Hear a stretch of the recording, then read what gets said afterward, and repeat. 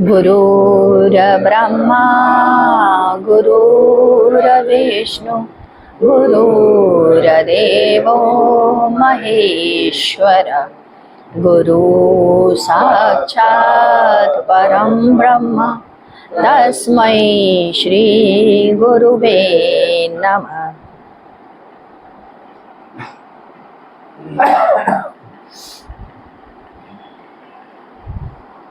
आए अब हम लोग पुनः उसका अवलोकन और पाठ करते हैं जो हम लोगों के पहले की स्मृतियों में थी, उन्हें पुनः ताजगी देते हैं।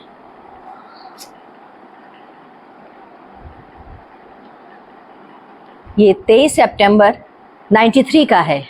इसमें लिखा हुआ है महिलाओं की गोष्ठी। महिलाओं की गोष्ठी हुआ करती थी जो कि ताऊ जी कराया करते थे। हम सब महिलाएं एक तरफ होती थीं और अक्सर ये बृहस्पतिवार को हुआ करता था और उसका समय निर्धारित था। तो उस गोष्ठी के पहले वो बताया करते थे कि हम लोग लेडीज़ लोग, हम महिलाएं लोग किस तरीके से साधना करें, क्या करें, कैसे हम लोग जो है अपनी जीवन की उन्नति की तरफ आगे बढ़ें, जिससे कि हमारी आध्यात्मिक उन्नति सरल तरीके से, सहज तरीके से हो सके। उसमें जो हम लोगों ने किया उस गोष्ठी में, उसका इसमें विवरण लिखा हुआ है। ये हम लोग पढ़ते हैं। गोष्ठी महिलाओं की। यह वसुंधरा, यह धरा, यह जगत, यह पृथ्वी क्या है? ये है क्या? ये है कर्म भूमि। यह है कर्म का फल और उसका भोग भोगने का स्थल। राग और वैराग्य स्थल मृत्युलोक। यह शमशान स्थली है और यह तपोभूमि भी है। इस भूमि पर, इसी भूमंडल पर प्रेमी, योगी, भक्त, सन्यासी, सद्गुरु और भगवान का अवतरण तथा सन्यासी आते हैं और मृत्यु को चुंबित करते हैं। इस लोक में मरना ही मरना है, छोड़ना ही छोड़ना है। यह त्याग स्थली है और मोह स्थली दोनों ही है। यह बंधन की स्थली है और बंधन रहित हो जाने की भूमि भी है। यहीं से स्वर्ग भी जाया जा सकता है और नरक भी।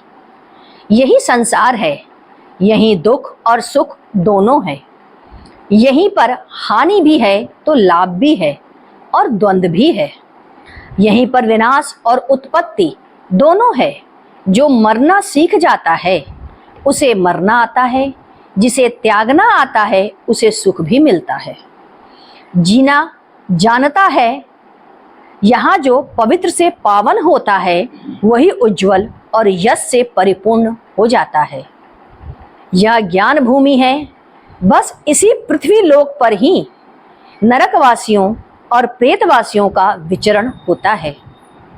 यहीं पर अग्नि और कष्ट भी है।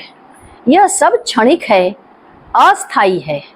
आपको देकर छीना भी जाता है। यहीं पर संयोग और वियोग दोनों है। यहीं पर मिलन और टूटन भी है। जहां अंत में कोई साथ नहीं देता, यही वैधव्य है।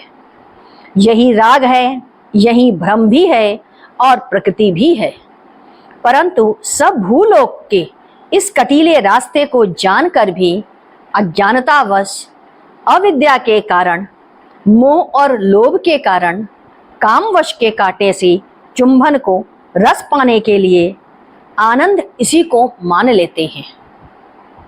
पहले हम अपनी इस भूस्थली को जान लें कि जीवन के अंतिम बेला जब सब कुछ भंग हो जाएगा, आपके साथ कुछ नहीं ले जा सकेंगे, वहीं आपके नए जन्म के संस्कार होंगे। क्षणिक आनंद के कारण जो दुख की शेष रह जाता है, गुरुदेव कहते हैं आप अपने स्वरूप को, अपने निज धाम को, अपने पिता को, अपने मालिक को, जिसके कारण ये रचना होती है और विनाश होता है, उसे मत भूलो। कोई साथ नहीं देता, सब माया ही माया है। रिश्ते टूट जाते हैं, रिश्ता सिर्फ एक से बना है, वह परमपिता परमात्मा है। उसी को जानो, वह कभी नहीं मिटता, हम मिट जाते हैं। हम उसकी लेखनी हैं, हम कृति हैं उसकी, लिखने वाले को जानो।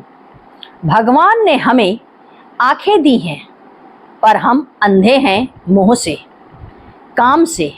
हमें बुद्धि दी है, उसने आपका उपयोग दूसरे को छलने में और अपने विनाश के लिए करते हैं, न कि अज्ञानताओं को मिटाने के लिए, विवेक को जागृत करने के लिए। गुरुदेव कहते हैं कि आप बच्चा जन्मते हैं, जब वह जन्म लेता है तो वह रोता है और आप हंसते हैं। यही कुदरत है। हम रोएं और संसार ये जग हंसे, यही अज्ञानता की पराकाष्ठा और अपने को भूलना है। सद्गुरु न जन्मता है और न मरता है। सद्गुरु केवल ज्ञान, अनुभव, विश्वास व शब्द है। कबीर ने कहा है, वेद पुराण भागवत गीता इसको दृणावे, जाको जन्म सफल रे प्राणी, सो पूरा गुरु पावे। इसीलिए कहा जाता है, पिया का मार्ग कठिन है, चढ़ गिर गिर पड़ूं। पहले हम कह चुके हैं कि जागृति, स्वप्न, सुषुप्ति, तुरिया और तुरियातीत तक माया है। जब तक देह, मन और बाह्य लोक का खेल है, तब तक माया का खेल होता ही रहेगा। हमारे मन से अच्छे और बुरे विचार जो निकलते हैं, वह सब माया है। यहाँ तक कि सुमिरन, ध्यान, भजन सब माया ही है, क्योंकि यह मन की क्रिया है। सब प्रकार के विचार, चाहे सांसारिक हो, पारमार्थिक हो, सब माया के अंतःगति आते हैं। यह सब मेरे सूरत को खींचते हैं। कबीर कहते हैं, माया तो ठगनी भई, ठगत फिरे सब देश, जा ठगने ठगनी ठगी, ता ठग को आदेश। इस माया का रूप बहुत देर बाद समझ में आता है। इसका आकर्षण नहीं छुपता एकमात्र सद्गुरु ही है, जो दुनिया के सभी आकर्षणों से खींच करके अपने में समा लेता है। क्योंकि माया बड़ी विचित्र है, क्योंकि कहा भी तो गया है, मोटी माया सब तजय। इसके पहले भी हम लोग पढ़े थे, झीनी तजी न जाए, पैर पैगंबर औलिया, झीनी सबको खाए। माया तो चप्पे चप्पे में अपनी जाल बिछाए है। किसी को यह लगता ही नहीं है कि वह माया से ग्रसित है, किंतु माया ही छाया है। माया का पसार हर रेसे रेसे में है, हर जगत उसका असर है।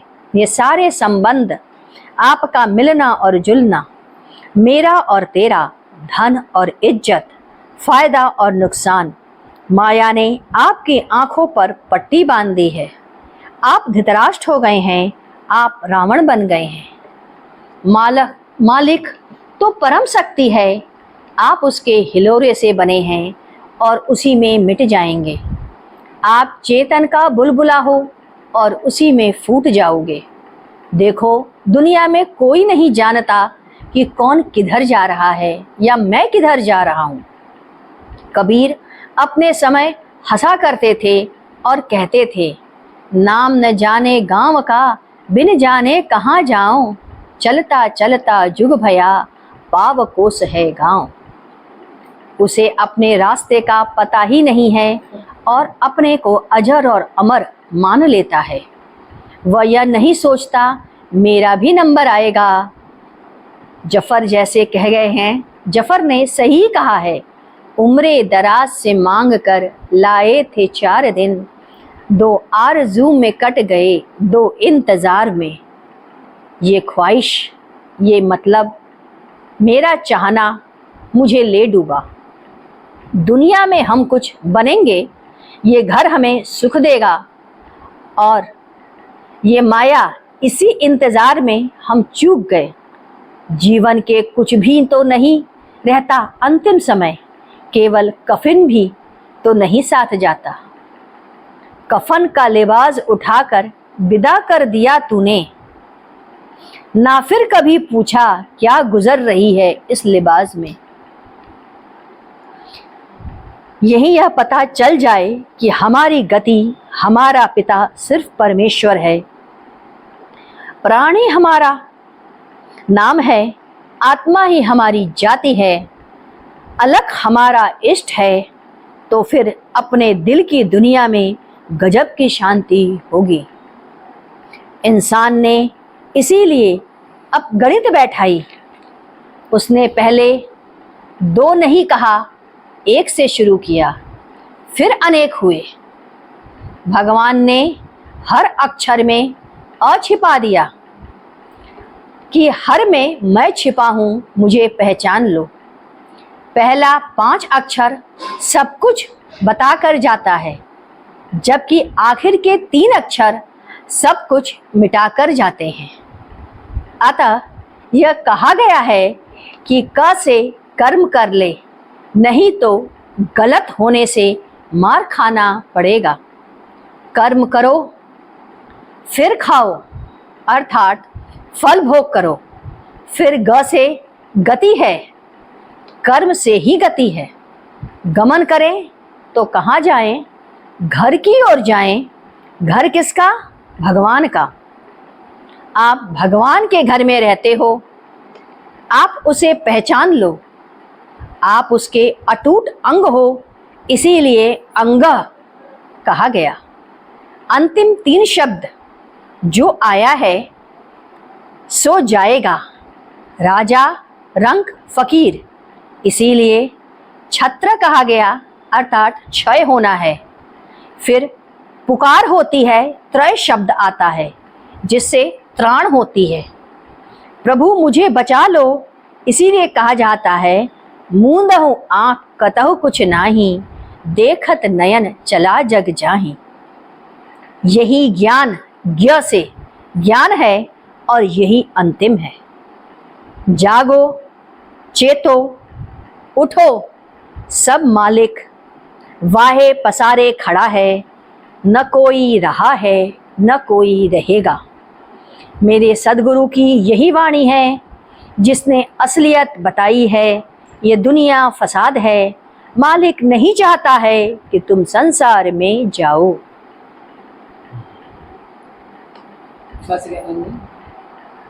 अच्छा, शब्द हाँ क्षय होता है, छ से क्षय होता है, त्र से त्राण होता है, और उसके बाद ज्ञ से ज्ञान आता है। जब आदमी उसे पुकार करे कि प्रभु तुम मुझे बचा लो, इसकी जब आस जगे तब यही ज्ञान आ जाए। और फिर कहता है मूंदहु आँख कतहु कुछ नाही, देखत नयन चला जग जाए। क्योंकि हर किसी को आंख बंद करते हुए हम लोग देखते हैं अपनी आंख के आगे, हमारे आगे कितने चले गए हमसे बड़े, लेकिन फिर भी इस सच का ज्ञान हो पाना ये गुरु कृपा से ही संभव है।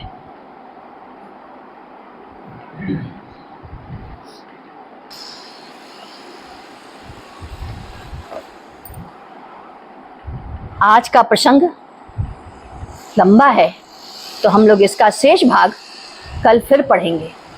उतना ही ग्रहण करें जितना हमें पच जाए, उतना ही लें जिसे हम उतार सकें, उतना ही सुने जिससे हम जी सकें।